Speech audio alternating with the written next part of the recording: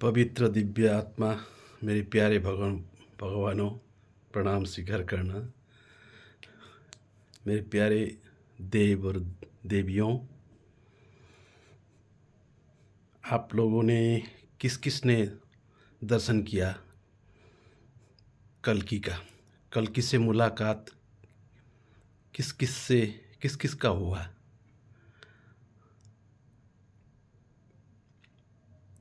जिसने कल्कि से मुलाकात किया हो, हकीकत में, तस्वीर में नहीं, हकीकत में टच टच टच किसने टच किया कल्कि से?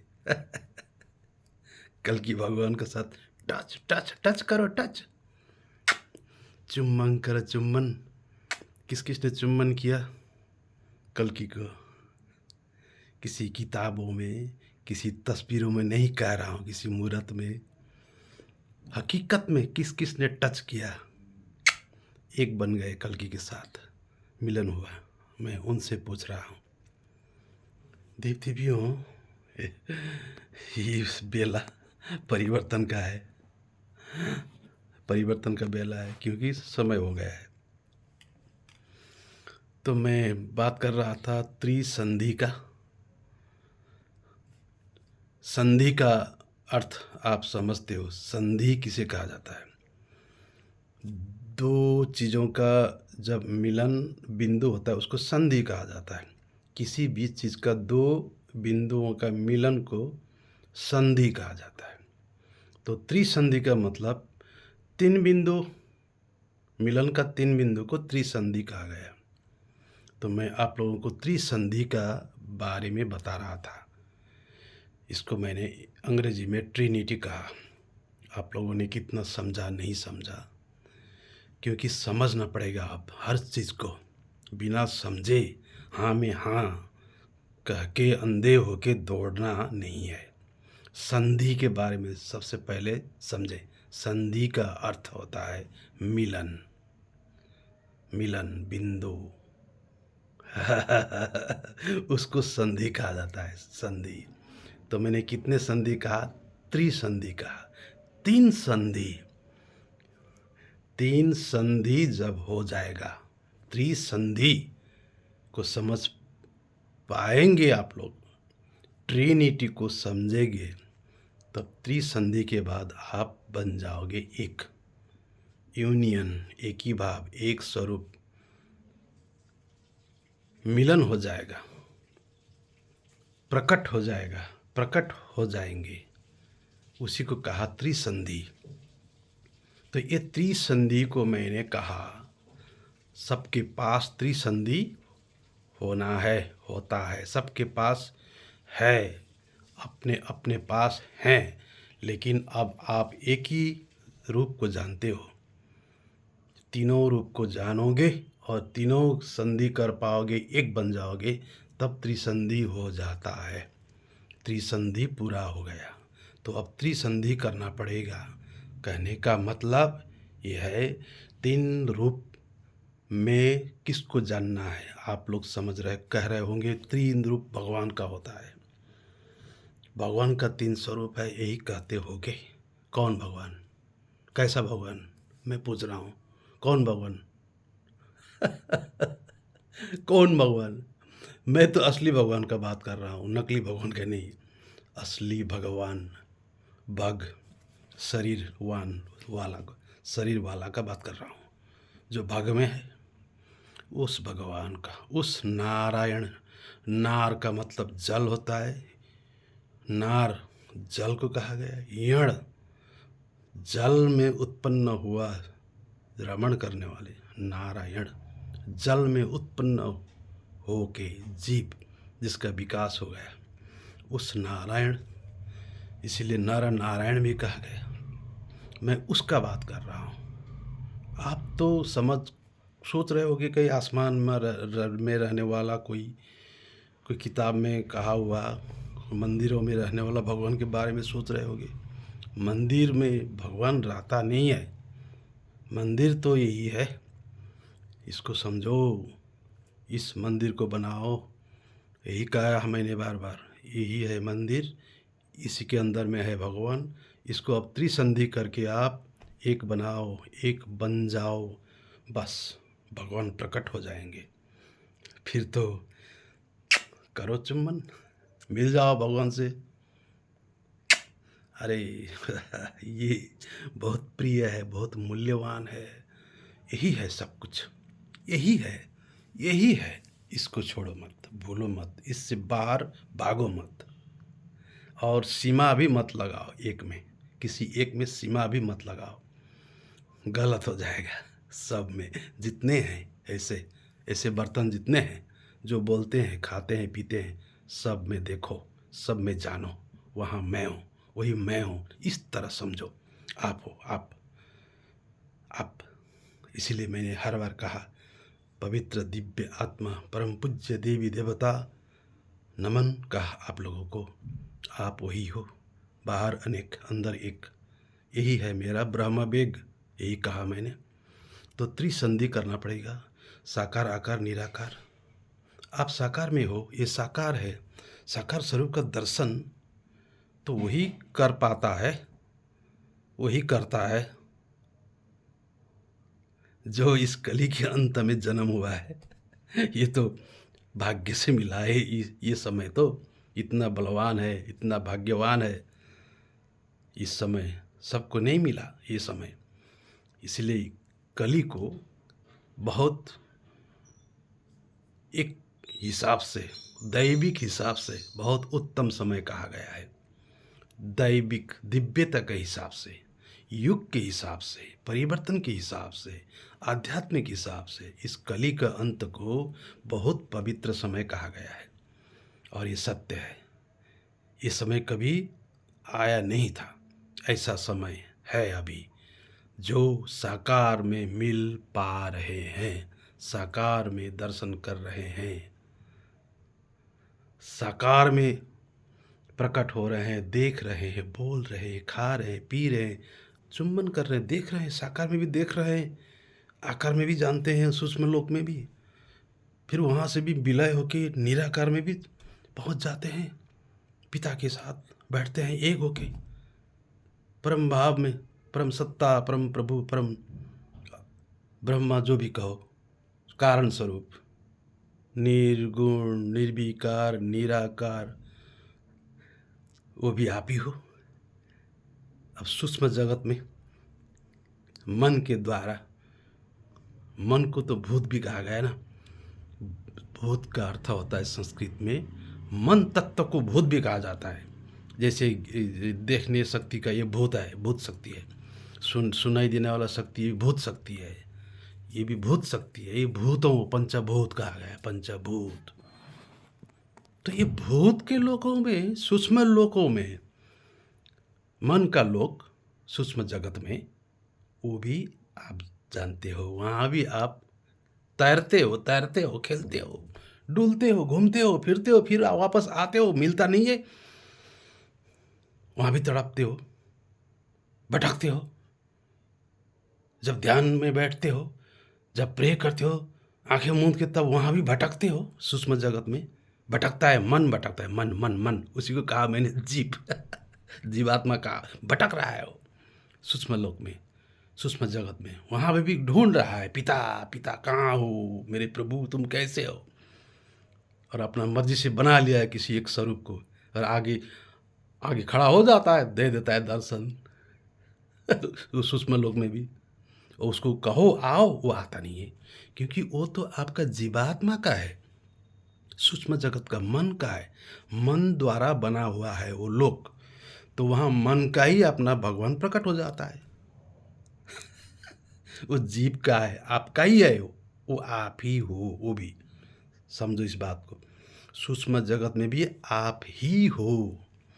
आप जो देखते हो, आपके सामने बैठा हुआ उसको नहीं देख पाएगा, सिर्फ आप ही देखोगे, कारण वो आप ही द्वारा निर्मित है, आपके मन द्वारा निर्मित है वो सूक्ष्म जगत के अंदर में, तो सिर्फ आपको ही मिलेगा।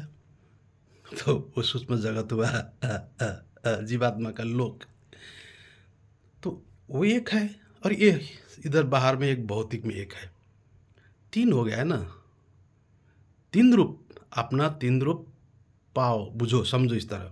एक तो भौतिक में है, शरीर में है, ये भौतिक है, खाता पीता डुलता हर कुछ करता है, ये भौतिक है।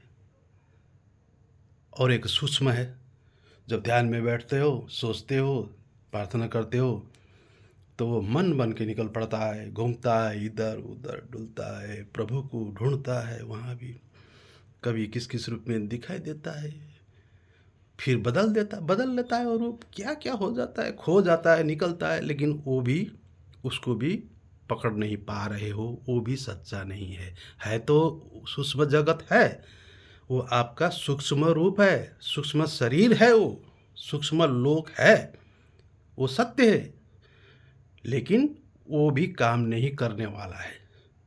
समझो बात। एक भौतिक हुआ, ये एक वो सूक्ष्म हुआ, तीसरा है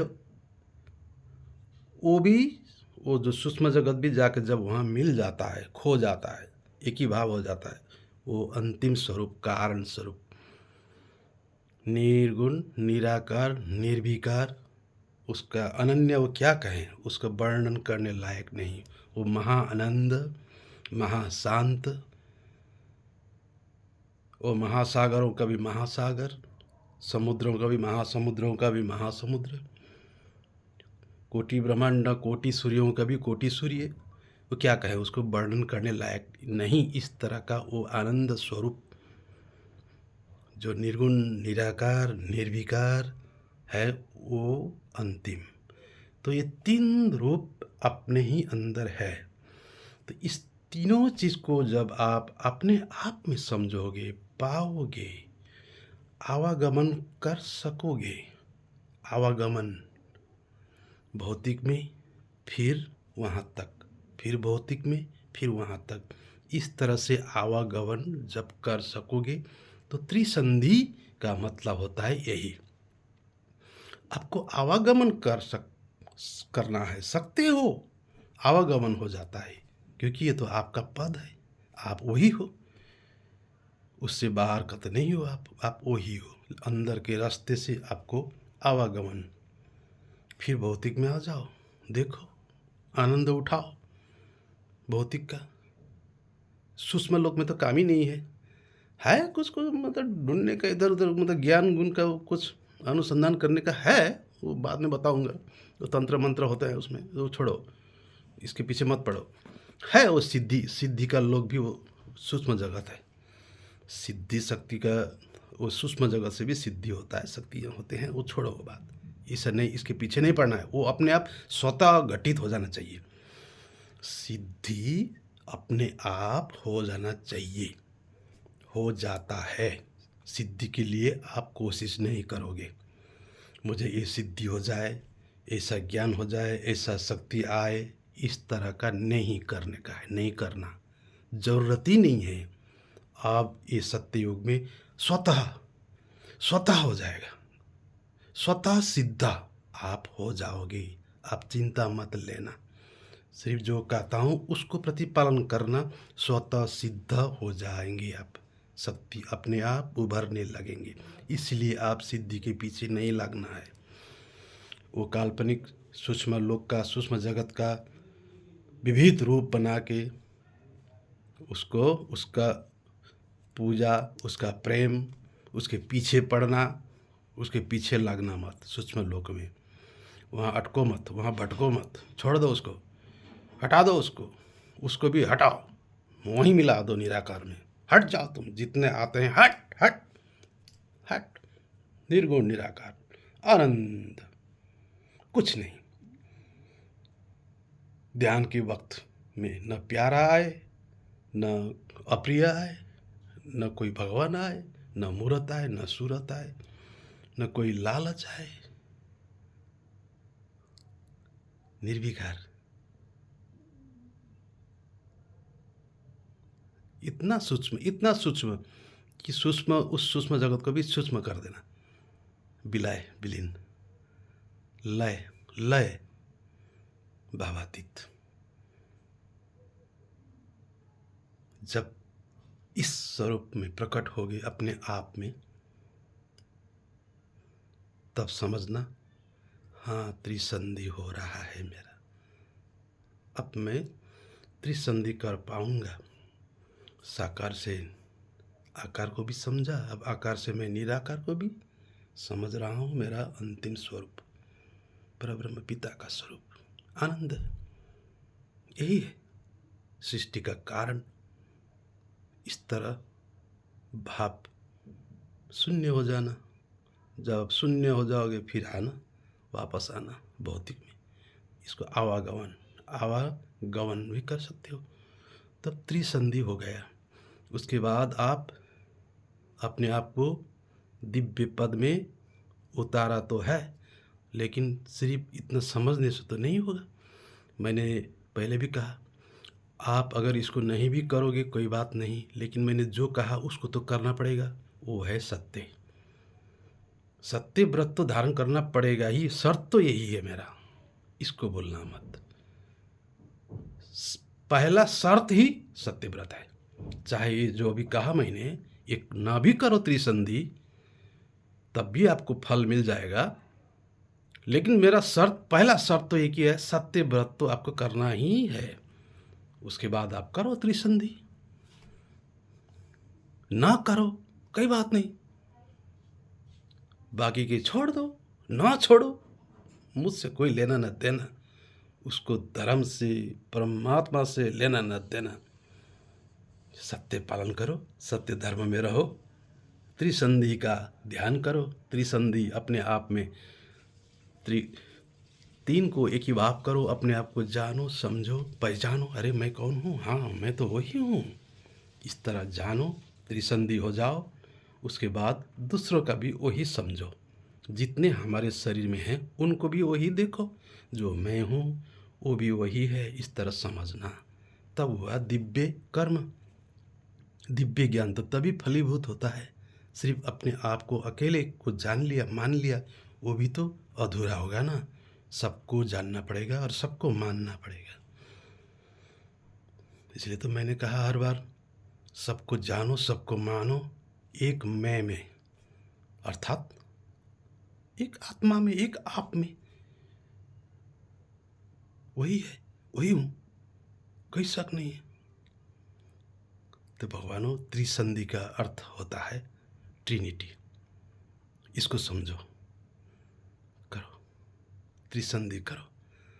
अपने आप को यूनियन करो ऊपर वाला से, अपने आप में। कहीं मंदिर, तीर्थ, कहीं नहीं, अपने आप में। न उसमें वस्त्र अलंकार का कोई आवश्यकता है, न फूल पाती धूप दीप का आवश्यकता है, न कुछ दक्षिणा भेटी, न फोटो तस्वीर, न मूर्त, न दक्षिणा का आवश्यकता है। कुछ नहीं, कुछ नहीं, कुछ नहीं। आवश्यकता है तो सिर्फ इसका, अपने आप का आवश्यकता है। और ये जो अपने आप हो ना, ये अमूल्य हो। आप हो, आप सत्य हो। कहो इति मम सत्य, आप सत्य हो, कारण मैं सत्य हूँ। ऐसा सत्य फिर कभी किसी को नहीं मिलने वाला है। इस सत्य को जानो, मैं सत्य हूँ। कहो मैं सत्य हूँ, इति मम सत्य।